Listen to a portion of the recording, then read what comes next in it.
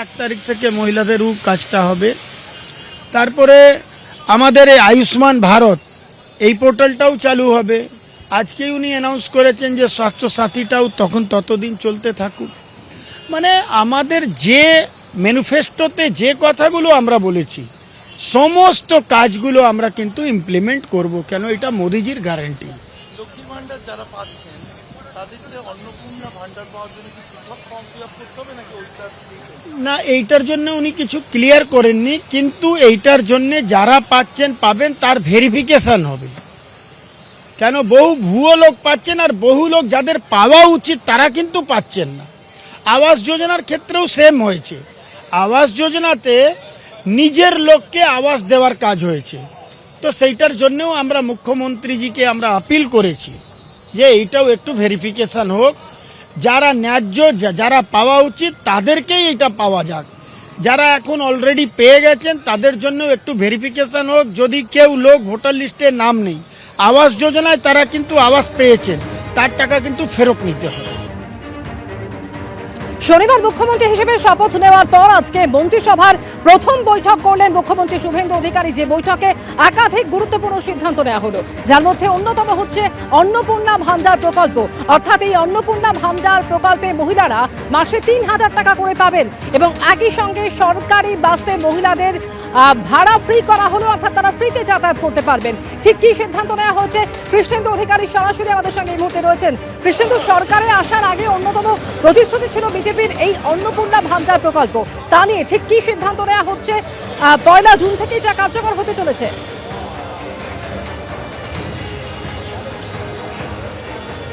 দেখো, তার আগে তোমায় দুটো তথ্য দিই। কিছুক্ষণ আগেই 1 মিনিট আগেই শুভেন্দু অধিকারী আজকের এক ঘটনাবহুল দিন কাটিয়ে নবান্ন থেকে বেরিয়ে গেলেন, এবং আমার পিছনে এবং সামনে যে আইপিএসদের দেখছো সেই আইপিএসদের সঙ্গে বৈঠক শেষ করেই শুভেন্দু অধিকারী রাজ্যের মুখ্যমন্ত্রী আজ 1লা দিন নবান্নে এসেছিলেন। সেই ঘটনাবহুল দিন কাটিয়ে আজকে তিনি বেরিয়ে গেলেন। অন্নপূর্ণা ভান্ডার বিজেপির একটা আজকে অঙ্গীকারপত্রে ছিল।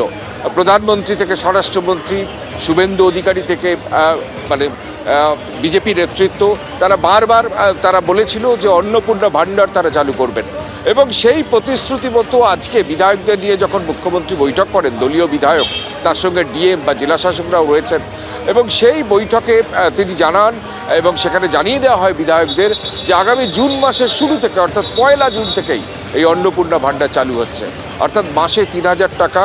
তুমি জানো যে লক্ষ্মীর ভান্ডার নিয়ে একটা শ্লাঘা ছিল বিগত সরকারের, এবং বিজেপির তরফ থেকেও সেই ক্ষমতায় এলে তারা সেই লক্ষ্মীর ভান্ডারের বরাদ্দ বা সেই মেয়েদের যে ক্ষমতায়নের জন্য যে বরাদ্দ, সেই বরাদ্দ বাড়িয়ে দেওয়ার কথা বলা হয়েছিল, অন্নপূর্ণা ভান্ডারের কথা বলা হয়েছিল।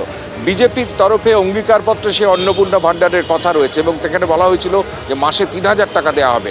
এবং আজকে যে এমএলএদের সঙ্গে বৈঠক হয়েছে, সেই বৈঠকে সিদ্ধান্তের কথা আজকে সরকারি তরফে জানিয়ে দেওয়া হয়েছে, ডিএমদেরও জানিয়ে দেওয়া হয়েছে যে আগামী জুন মাসের 1 তারিখ থেকে, অর্থাৎ 1লা জুন থেকেই এই অন্নপূর্ণা ভান্ডার, অর্থাৎ মাসে ৩,০০০ টাকা পাবেন মহিলারা, এবং সরকারি বাসে বিনামূল্যে ভ্রমণ করার সুযোগ পাবেন মহিলারা। অর্থাৎ মহিলাদের বিষয়ে যে প্রতিশ্রুতি ছিল বিজেপির প্রধানমন্ত্রীর বক্তব্যে, স্বরাষ্ট্রমন্ত্রীর বক্তব্যে এবং তাদের অঙ্গীকারপত্রে, সেই সমস্ত কিছুই আজকে কিন্তু 1লা দিনে কার্যকর করছে রাজ্য সরকার। আমি আরও একবার ছবিটা দেখাতে বলবো, সামনে ছবিটা দেখাতে বলবো।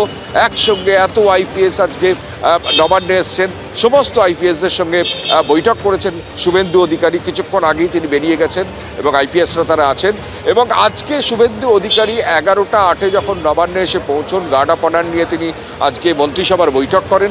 মন্ত্রিসভার বৈঠকে তুমি জানো গোটা দিন দেখানো হয়েছে, একাধিক সিদ্ধান্ত নেওয়া হয়েছে, 6টা সিদ্ধান্তের কথা বলা হয়েছে, একাধিক প্রশাসনিক সিদ্ধান্ত নেওয়া হয়েছে, এবং তারপর একের পর এক আজকে বৈঠক করেছেন মুখ্যমন্ত্রী শুভেন্দু অধিকারী, জয়ী প্রার্থীদের সঙ্গে বৈঠক করেছেন। জেলা শাসকদের বৈঠকের পর ইতিমধ্যেই আইপিএসদের সঙ্গে যে বৈঠক করেছেন, সেই বৈঠক শেষ করে সেখান থেকে বেরিয়েও গিয়েছেন শুভেন্দু অধিকারী।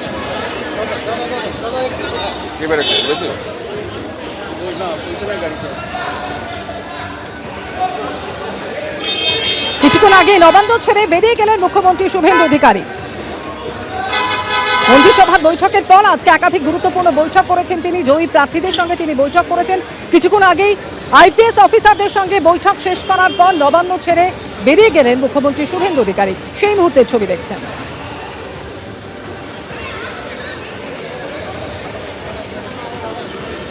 ছবিটা না ভালো করে।